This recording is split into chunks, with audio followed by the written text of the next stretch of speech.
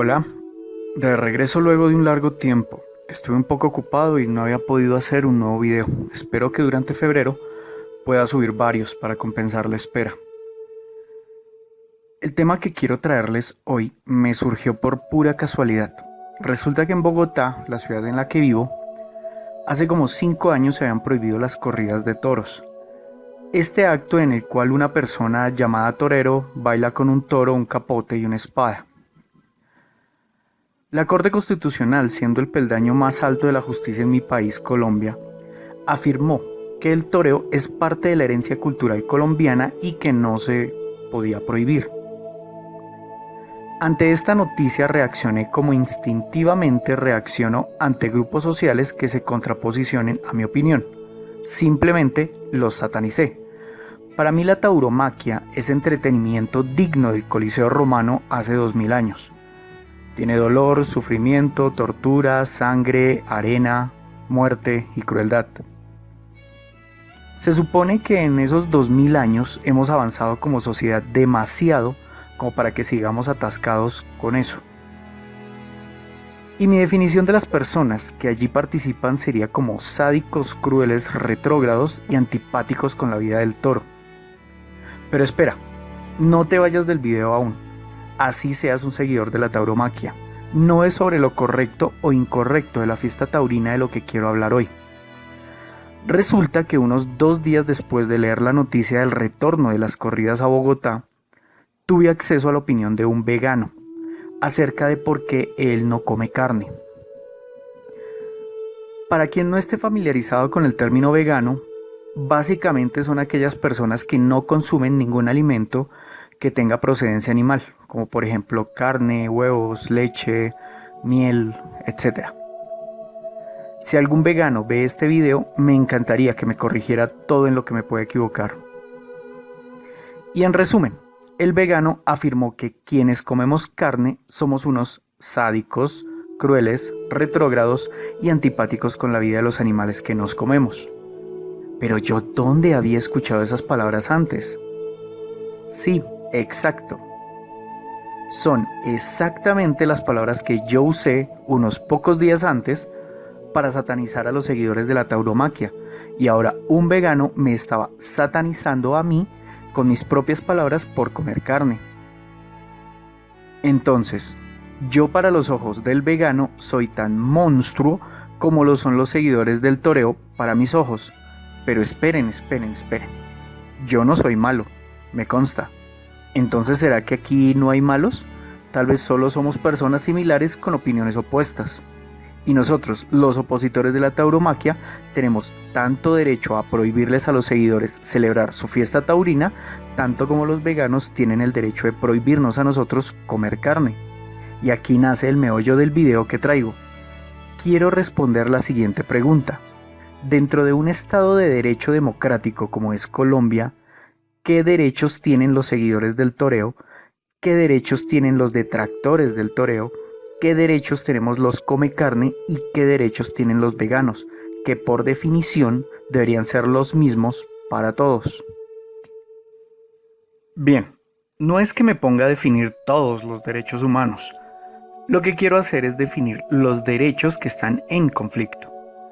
Por lo que voy a arrancar por el derecho al libre pensamiento. Con este derecho no hay conflicto. Por la cabeza de cualquiera puede pasar la idea de lo que sea, básicamente porque no hay forma de regular tal cosa, afortunadamente. Pero lo importante es cuando eso que está en la cabeza de la persona quiere salir, para lo cual hay 2 opciones.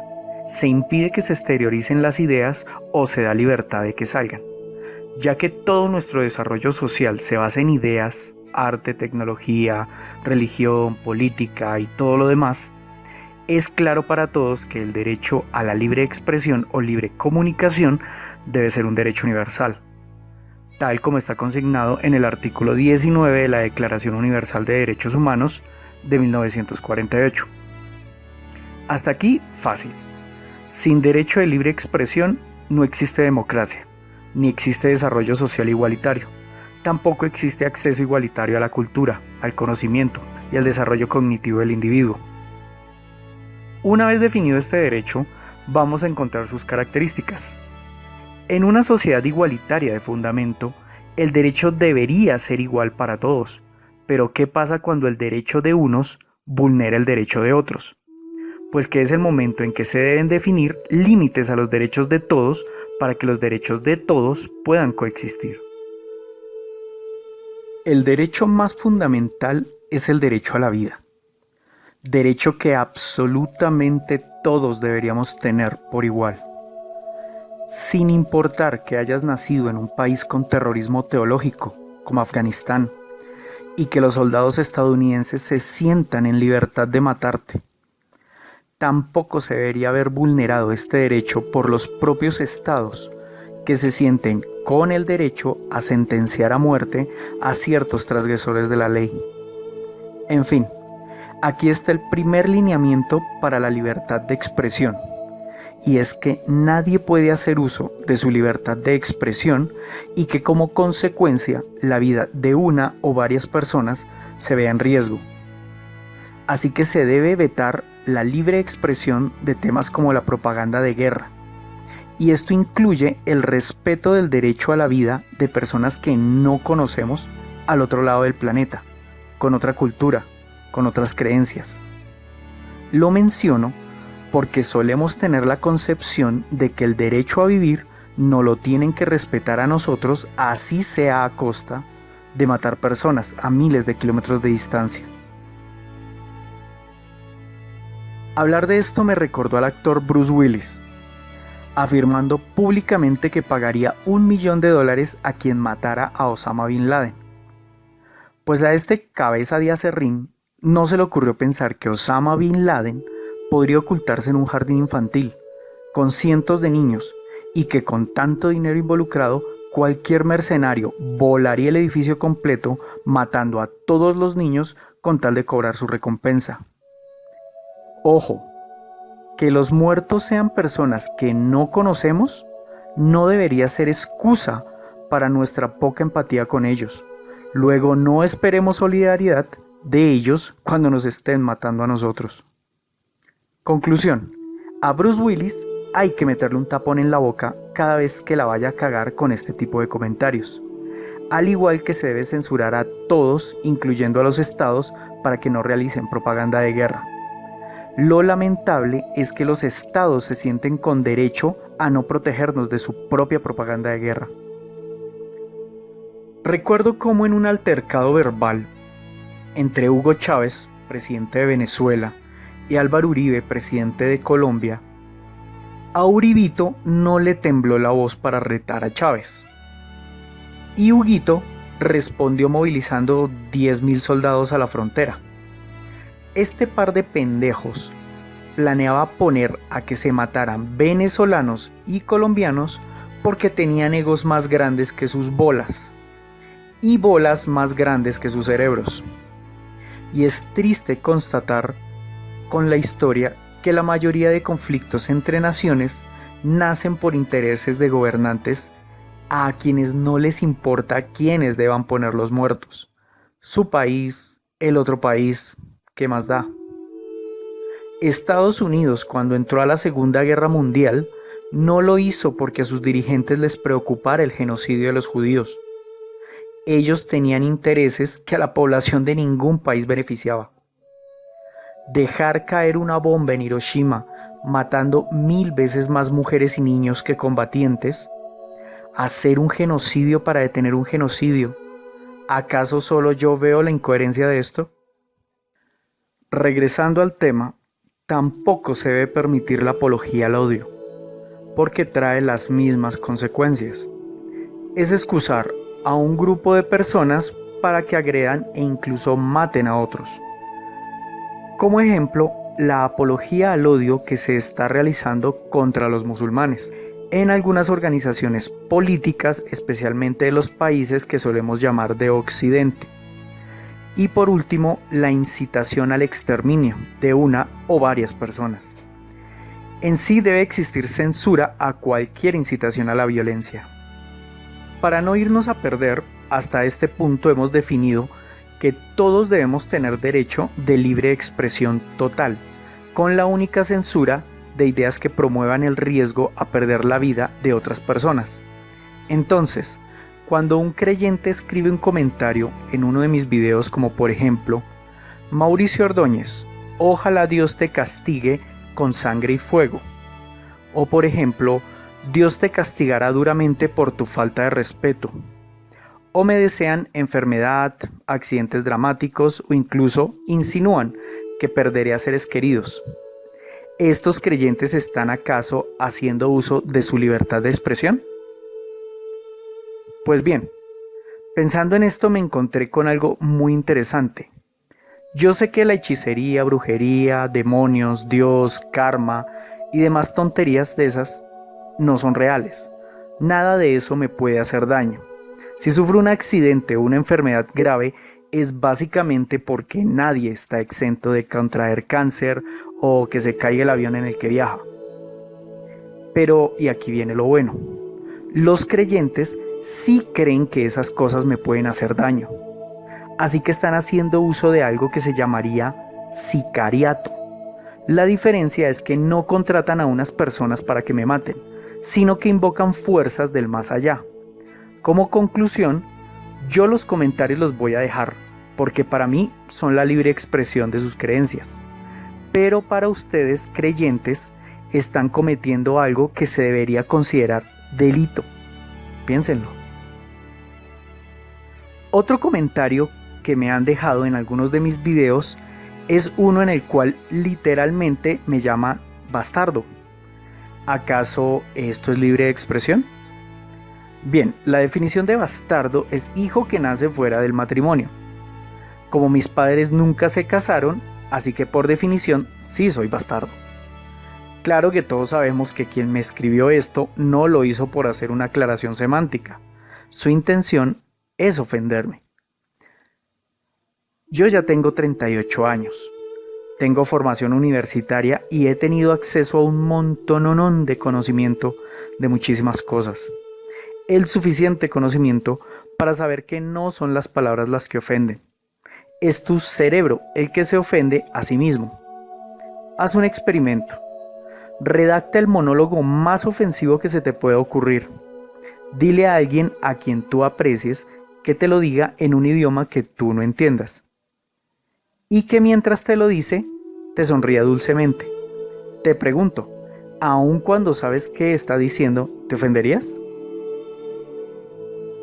En mi caso no voy a borrar el comentario, no me afecta en lo más mínimo, pero ¿qué sucedería si el comentario lo hacen en el canal de un niño de 13 años? De seguro a él sí lo afectaría.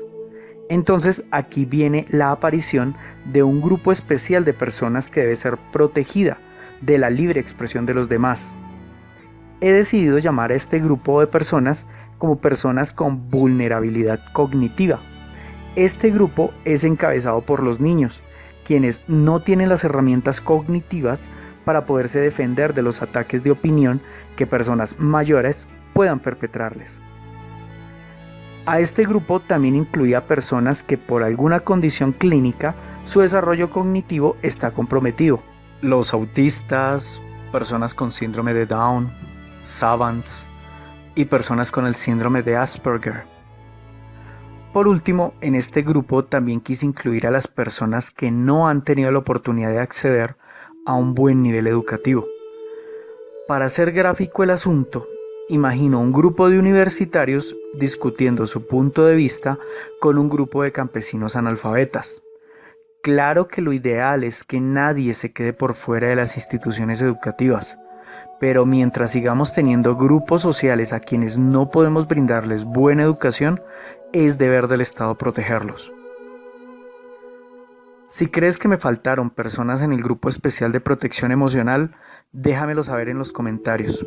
Eso sí, de ninguna manera, así chillen como pollos, los políticos deben tener algún trato preferencial. Todos alegan ser atacados y que solo hacen uso de su derecho de defensa, pero no. Más adelante hablaré sobre estos personajes. Ahora me acordé que sí me falta un grupo de personas más para proteger, y son las víctimas.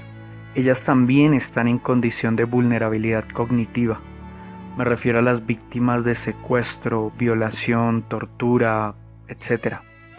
Por ello, enaltecer victimarios debe estar fuera del derecho de libre expresión. Bien, paralelo al derecho de libre expresión surge un derecho que es el de libre asociación. Y es el derecho que todos debemos tener por igual a reunirnos en grupos, sin importar el tamaño, para comunicarnos libremente. De allí surgen los grupos políticos, religiosos, civiles y todos los demás. Pero aquí surge un nuevo dilema. Si hay dos personas discutiendo sobre un tema con posturas opuestas, está bien. Pero ¿qué sucede si la discusión es entre un grupo grande, por ejemplo, 100 seguidores de una religión, contra una sola pareja homosexual? O trasladándolo al caso puntual de las corridas de toros, es como si 100 detractores de la tauromaquia se reunieran a realizar una protesta en la puerta de la casa de alguno de los toreros. Obviamente el matador y su familia están en gran desventaja. Incluso esto rayaría en el acoso.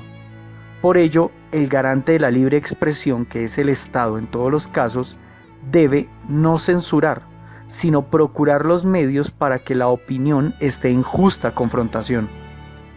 Por ello, el Estado debe ser el garante de la equitatividad de fuerzas de las opiniones entre las diferentes agrupaciones sociales, como los medios de comunicación, religiones, bandos políticos, instituciones públicas, instituciones privadas, etc. La cosa se enreda cuando una de las opiniones es del mismo Estado, siendo este la agrupación social más fuerte y al mismo tiempo siendo este el encargado de protegernos de su poder. Ahora veamos la contraparte de la libre expresión. ¿De qué serviría expresarnos si nadie nos escucha? Por ello, parte del derecho de expresión es el derecho que tenemos de acceder a la opinión de los demás, el acceso a la información de forma indiscriminada. Restringir el acceso a la información u opiniones del tipo que sea es una violación al derecho de libre expresión. Ejemplo, en Chile, en el año 1988, se prohibió la película La Última Tentación de Cristo, como solicitud de la Iglesia Católica. Pero resulta que todos los chilenos no son católicos. Habían cientos de otros grupos sociales a quienes se les vulneró su derecho al acceso libre a la opinión de otros. Los católicos afirmaron ofensa. Entonces, ¿la ofensa es parte de la libre expresión? La respuesta es que sí. Cuando opinamos que un político es incompetente, lo estamos ofendiendo. Cuando opinamos que el mismo político es un ladrón, lo estamos ofendiendo. Cuando opinamos que el accionar de otro miembro del grupo social es abusivo, lo estamos ofendiendo. Ofender es la forma en que todos tenemos de mostrar el desacuerdo. Entre más grave y numerosas son las ofensas, suele ser más grave el delito en descubierto. Entonces, el Estado no puede censurar una opinión porque sea ofensiva. Claro que sigue aplicando la protección a las personas con vulnerabilidad cognitiva. Por ello, las películas con temas complicados son censuradas para niños. Y para el caso de la película en mención en Chile, debió además de la censura de edad agregar una nota que dijera que la película podría lastimar la sensibilidad de los cristianos, pero nunca restringirla para toda la población. De igual manera, no debe haber censura a ningún medio de información, sea escrito, dibujado, oral, video, arte en todas sus expresiones. Y esto incluye el derecho a que cualquier persona se pare en medio de la vida pública y exprese sus opiniones del tema que le parezca. Ofensa. Antes de continuar, quiero aclarar algo sobre las ofensas en el derecho de expresión. Cuando digo que la ofensa no debe ser censurada, me refiero a las opiniones que conlleven términos fuertes. Pero a las ofensas por ofender, estas sí que no tienen razón de ser. Por ello, todos debemos estar protegidos contra el bullying o matoneo y contra los haters, aquellas personas que se dedican a buscar formas de lastimar a otras personas por el solo hecho de poder hacerlo. Así que las personas que en mi canal intentan ofenderme a mí o a mi familia, eso ya no es libre expresión. Pero no se preocupe, no voy a borrar ninguno de sus comentarios. Al contrario, los reto a que redacten un comentario tan ofensivo hacia mí que me obliguen a censurarlo. Creo que es divertido leer qué tan creativos pueden ser. ¿Y quién quita? De pronto me ayudan a conocer uno de mis límites. Bien, retomando, íbamos en que dentro del derecho de expresión está el derecho a poder expresar mis opiniones públicamente. ¿Pero debería poder hacerlo en cualquier lugar y cualquier condición? Pues la respuesta es que no, y la explicación es simple: el spam. ¿Recuerdan ese término con el cual se definen a los correos electrónicos no deseados? Que son enviados masivamente con finalidades generalmente comerciales. Pues bien, si todos pudiésemos expresar nuestra opinión en cualquier lugar, al salir del supermercado, en nuestros sitios de trabajo, de vacaciones en la playa, mientras conducimos, siempre estaríamos bombardeados de spam, a tal punto que se tornaría imposible el normal fluir del día a día. Por dar un ejemplo, hablemos de las protestas públicas. Ya hablamos del derecho que todos tenemos a opinar públicamente, pero ¿qué pasa cuando la protesta se realiza sin medir consecuencias? Recuerdo hace unos 15 años, en mi ciudad Bogotá, hubo un paro de taxistas. Iniciaba la vigencia de una ley que restringía su tránsito por la ciudad.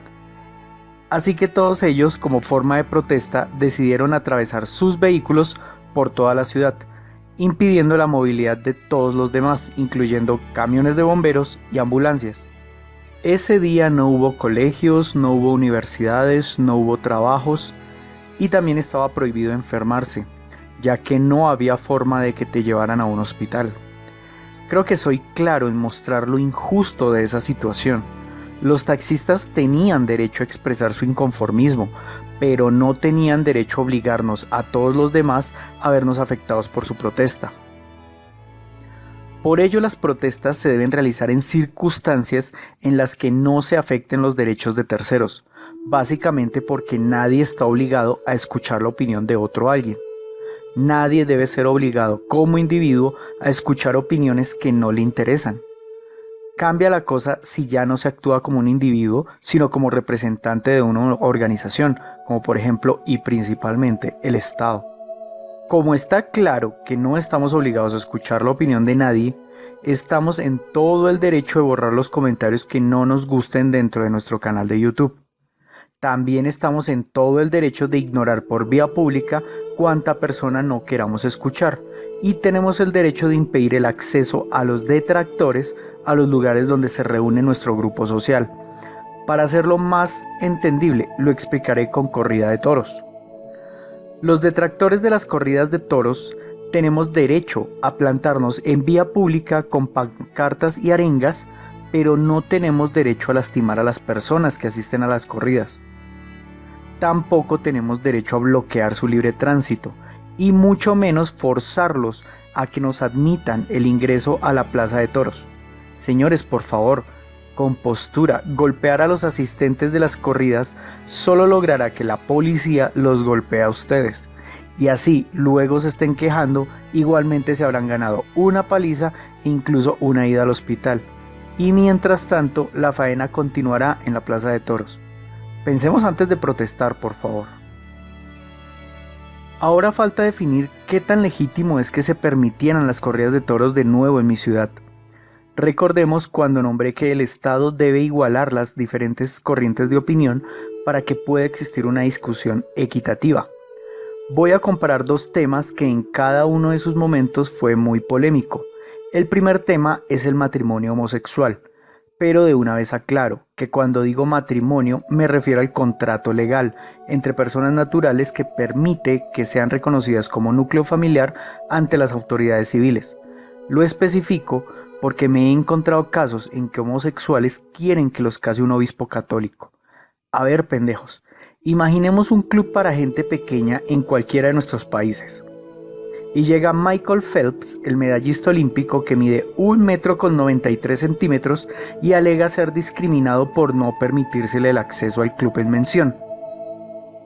El catolicismo es un club donde está prohibida la entrada a los homosexuales. Lo dice el documento que los constituye, el que ellos llaman Sagrada Biblia. En algún lado del libro Levítico dice: si hombre se ayuntare con hombre como lo hace con mujer, a los dos hay que matarlos. Ya logramos que por ley constitucional no sea permitido que los maten. ¿Qué es la joda de irse a meter allá?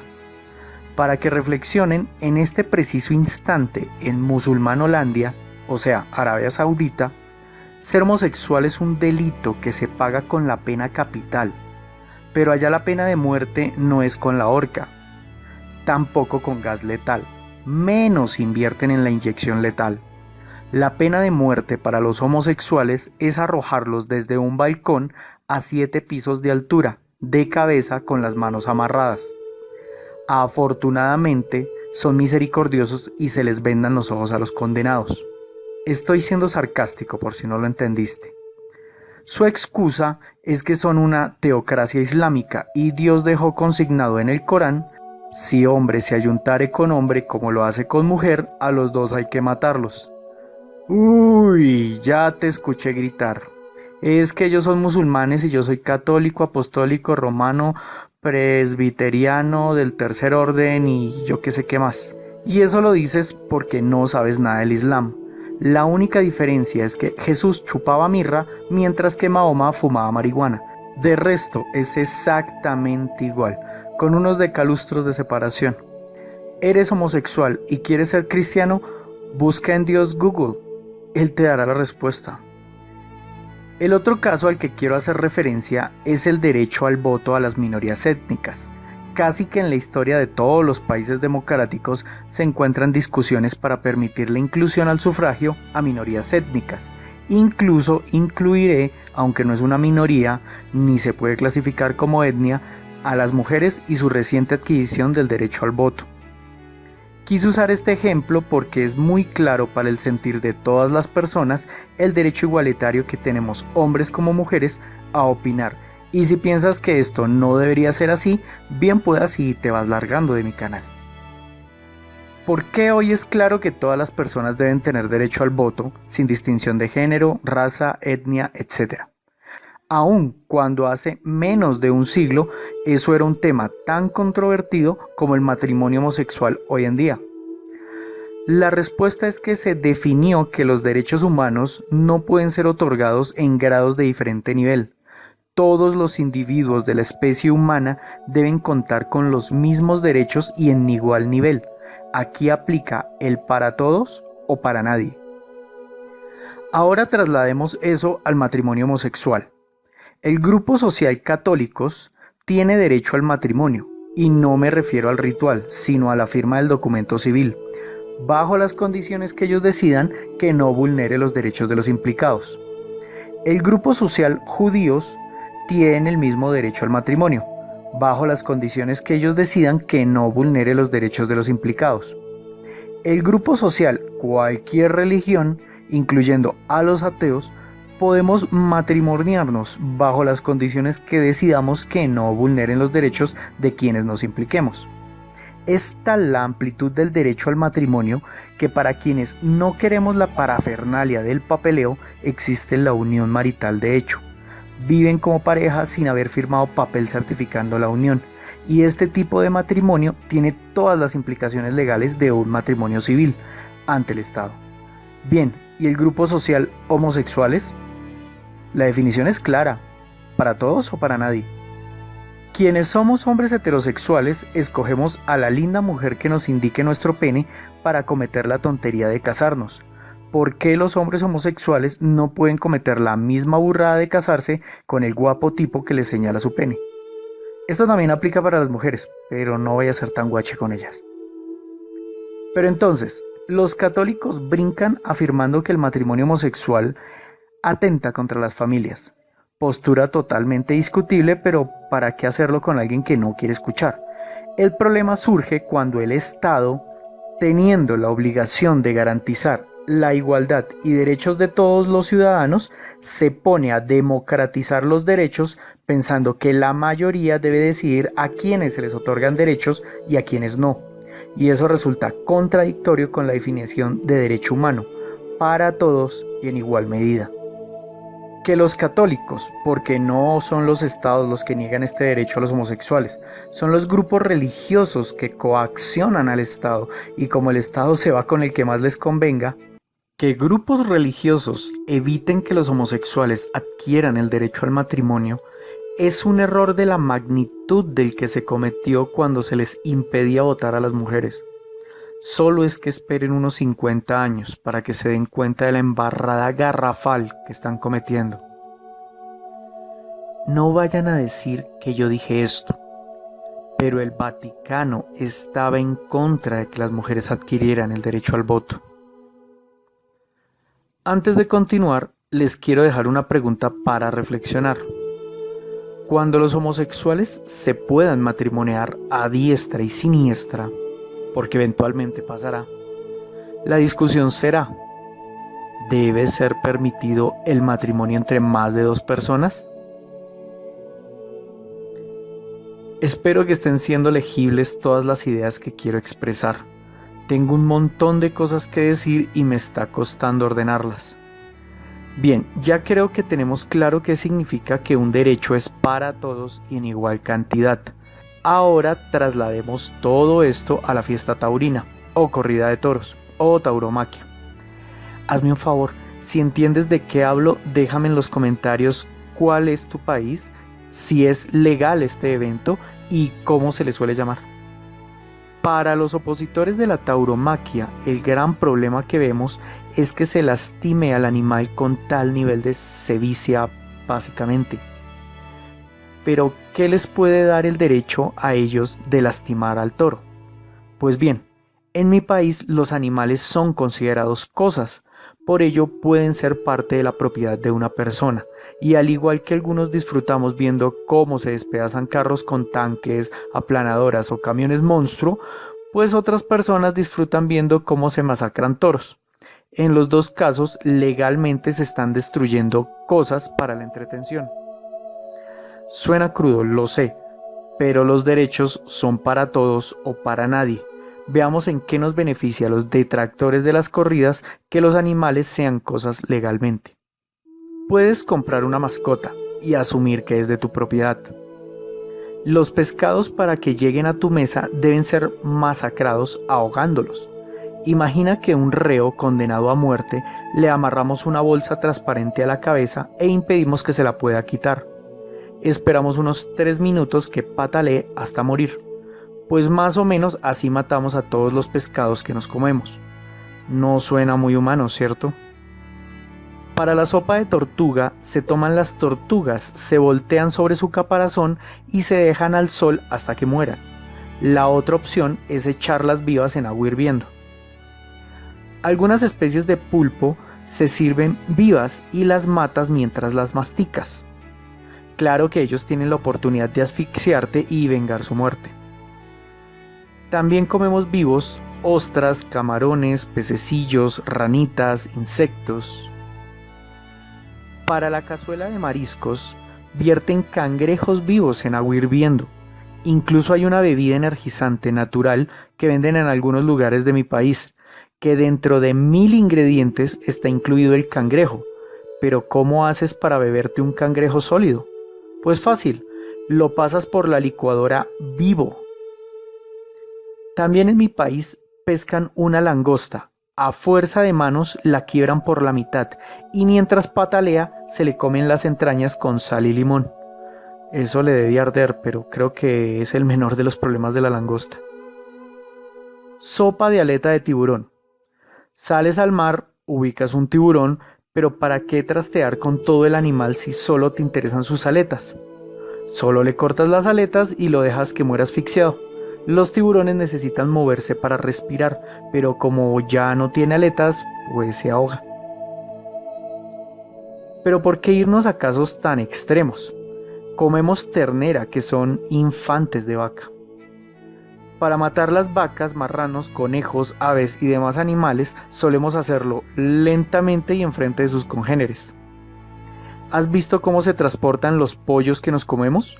Muchos llegan muertos, no soportan el viaje. Igual son los más suertudos.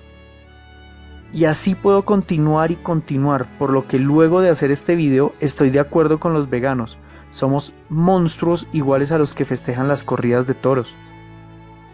Creo que ya hay suficiente información para sacar las conclusiones para las cuales hice este video. Los adeptos a la tauromaquia tienen todo el derecho a seguir con su faena, al igual que los come carne como yo tenemos derecho a continuar comiendo animales. Los veganos están en todo su derecho de luchar contra el consumo de animales, incluso podrían aliarse con algunos carnívoros como yo para darle otro estatus a los animales, uno diferente al de cosa, con lo cual se podrían impedir las corridas de toros, la pelea de gallos y la pelea de perros, pero eso implicaría restricciones para los come carne. Yo los apoyo, ya es hora de que dejemos de ser tan trogloditas, pero mientras salen las normas y leyes al respecto, yo seguiré comiendo carne. Los opositores tienen derecho a realizar manifestaciones, siempre y cuando no se agreda a nadie ni se le impida el derecho al libre tránsito. Recordemos que nadie está obligado a escuchar la opinión de nadie.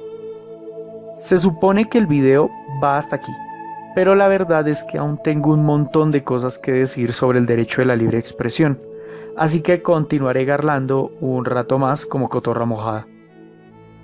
Ya definimos que el derecho de libre expresión consta de poder expresar lo que se nos dé la gana acerca de lo que se nos dé la gana, como se nos dé la gana, que no atente contra los derechos de los demás, siempre protegiendo a la población con vulnerabilidad cognitiva. Además, este derecho involucra la oportunidad de poder acceder a lo que los demás quieren expresar, sin que este acceso sea de carácter obligatorio. Aquí es donde entra el Internet como la panacea de la libre expresión, ya que todos los que tenemos acceso contamos con un sinfín de opciones para participar. Además de que podemos unirnos a grupos sociales que de forma física no podríamos hacerlo, y lo más importante de todo, el acceso a cantidades colosales de información sin censura. Por ello, estoy de acuerdo en que el Internet sea declarado como un derecho humano y se obliga a los estados para que cada habitante de la Tierra tenga acceso a Internet, que no usar Internet sea por decisión propia, no por imposibilidad técnica. Hasta aquí todo es fácil y utópico, pero si es fácil no es parte del comportamiento humano. Si hablamos de acceso al Internet tenemos que hablar de muchas cosas, como por ejemplo la pornografía que se encuentra censurada en muchos sitios del planeta. ¿Acaso es parte de la libre expresión? En mi opinión, si todos los involucrados están participando porque así lo decidieron y con completo conocimiento situacional, sí. Así que no debería ser censurada. Eso sí, sigue aplicando lo de la protección a los grupos con vulnerabilidad cognitiva. Por ello, no se debe permitir la difusión de pornografía infantil y también no se debe hacer pornografía infantil porque se están vulnerando los derechos de esos niños y niñas. ¿Qué sucede con los videos íntimos expuestos por parejas sexuales? Para este caso hay que tener en cuenta una variable más. Se llama el derecho a la privacidad. Consiste en información del individuo que es secreta para los demás, según su propia consideración. Cada uno de nosotros puede determinar qué información propia queremos que se mantenga oculta y para quiénes. El Estado debe proteger este derecho al igual que todos los demás derechos. Así que quien expone información de otro individuo considerada privada por este último está violando sus derechos y según la magnitud debe llegar a considerarse un delito punible. Por las mismas circunstancias, todos tenemos derecho a solicitar que se suprima nuestra presencia en filmaciones o fotografías expuestas al público. La privacidad solo se puede vulnerar en 3 casos concretos: que la persona haya quebrantado alguna ley, se violen los derechos de terceros o la persona permite el acceso. Para el caso de los políticos, el hecho de que aceptan los cargos públicos es aceptar que se vulnere mucha de su información privada, ya que mucha de esta información privada es de gran importancia para el conocimiento público. Ya que mencionamos a estos agraciados personajes, los políticos, quiero hablar de la libertad de prensa, que no es más que una forma de libre expresión generalmente de grupos sociales más que de individuos aislados. En la mayoría de países hay leyes que castigan la violación del honor y la dignidad de los dirigentes políticos, leyes que le dan preferencia a los susodichos, valorando más sus derechos que los derechos de todos los demás, faltando a la premisa de que los derechos se deben brindar por igual para todos. Además, se excusan en afirmar que se les falta a su honra, dignidad, buen nombre y demás pendejadas. Uso la palabra pendejadas porque ya concluimos que la libre expresión admite la burla de los demás hacia mí y la burla de mí hacia los demás. La libre expresión admite que los demás me ofendan como yo tengo derecho a ofenderlos a los demás con mis opiniones. Hago la acotación que me refiero a ofender no por ofender, sino a una opinión que le puede parecer ofensiva a la contraparte. ¿Acaso alguien tiene derecho a no ser ofendido con una opinión? Retomando el para todos o para nadie, lo coherente es decir que no. Todos tenemos el mismo derecho de opinar, así la opinión le parezca ofensiva a alguien. ¿Por qué habría de ser diferente con los dirigentes políticos? Quiero mencionar el caso que a mi parecer ha sido el más popular. La víctima de mancillado de honra, injuria, calumnia y difamación fue el señor presidente Rafael Vicente Correa Delgado, presidente del Ecuador, quien demandó ante los tribunales al periódico El Universal, que tengo entendido es el de mayor circulación en el país. La demanda calumnia. En el periódico se hizo una denuncia contra Correa por haber vulnerado derechos humanos, incluyendo el derecho a la vida contra civiles desarmados. Bien, la Corte falló a favor de Correa porque según ellos la acusación era difamatoria y sin fundamentos. No sé cuánto dinero hubo implicado, de seguro millones de dólares y de pronto hasta cárcel para alguien. La primera cuestión es que según Correa y la Corte, los medios de comunicación no deben difundir calumnias, porque ellos cumplen la labor social de informar al público. Desde mi punto de vista, pregunto, ¿y cómo un medio de comunicación como un periódico puede saber que una información cualquiera es una calumnia, como en este caso? Pues fácil, que contrate abogados, investigadores, haga cotejamiento de pruebas, consecución y análisis de testimonios. Pero esperen, ¿acaso eso no es lo que debe hacer el Estado con el dinero que recolecta de cobrarnos impuestos cada vez que alguien hace una denuncia? Si ante la justicia todos somos inocentes hasta que se demuestre lo contrario, todas las denuncias son calumnias. Además, ¿qué les hace pensar que los medios de información masiva como noticieros y periódicos, estando formados por personas con opiniones, no deberían emitir opiniones como grupo social, sino decálogos de diccionario? Lo que debió ocurrir es que las autoridades abrieran una investigación contra Correa por la denuncia realizada, y al no encontrar culpabilidad, el medio de comunicación denunciante debería redactar el resultado de la investigación con las mismas cualidades de prensa que las que usaron cuando realizaron la denuncia. Y en ese momento el presidente hubiese ganado honra, buen nombre y dignidad, porque estas cualidades no las tenemos en los bolsillos. Estas cualidades se ganan con la opinión de los demás. Nadie puede quitarte la honra, ni el buen nombre, ni la dignidad si los demás aún no te las han dado. Casos como este se pueden encontrar por todo lado. En Argentina con los Kirchner, Brasil con Dilma Rousseff, Bolivia con Evo Morales, Perú. Solo recordemos a papá Fujimori. A ver cómo nos va con hija Fujimori. En Colombia podría nombrar a tantos, pero me conformaré solo con nombrar a Uribe y Santos. Venezuela, ¿qué puedo decir de Venezuela? Que pienso que su presidente es el más descarado manipulando los medios de comunicación en toda América, pero en su defensa diré que dudo que sea consciente de las barbaridades que hace. Y también podemos nombrar a Nicaragua, y Cuba, y Guatemala, y México, en fin. Difícil encontrar un país en el cual no se observe la presión del Estado para que los medios de comunicación masivo no los desprestigien, a costa de la libertad de prensa. Cuando es la ciudadanía la que debería tornarse fuertemente crítica del Estado, gracias a la información de los medios de comunicación. La consecuencia de silenciar a los medios, por ejemplo en Ecuador, cuando se leen noticias de Correa, vemos un santo, alguien que merece la canonización directa del Vaticano. Su actuar raya en la perfección. ¿O será que los medios tienen miedo de expresarse porque saben que no ganarán los juicios y tendrán que pagar multas ridículamente altas? Los medios de comunicación, al igual que las religiones, deben estar separados del Estado. Pero no solo los gobiernos tienen la mala costumbre de censurar a su conveniencia, también podemos nombrar a las religiones. ¿O quién no ha sido testigo de un miembro de la iglesia que sea opinando sobre los homosexuales en términos de engendros del demonio?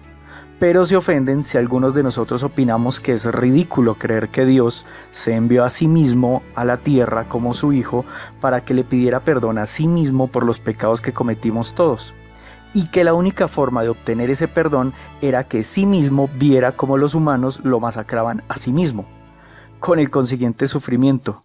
Luego resucitó.